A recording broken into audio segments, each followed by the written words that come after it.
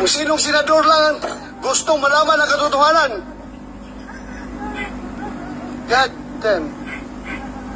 I know you're monitoring right now. Kung mahilig ka mang baboy sa ibang tao, huwag mo kong samang babuyin dahil hindi ako tatahimik dyan sa ginagawa mo. Nababayaran ako ni Lisa Marcos. How dare you? How dare you? Do you think may presyo yung mukha ko?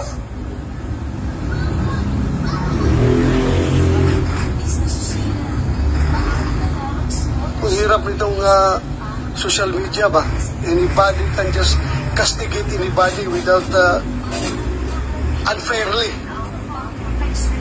Pati tayo, nadamay ito.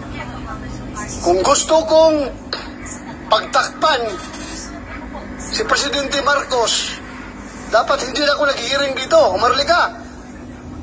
Ha? Hindi na ako nag-hearing dito.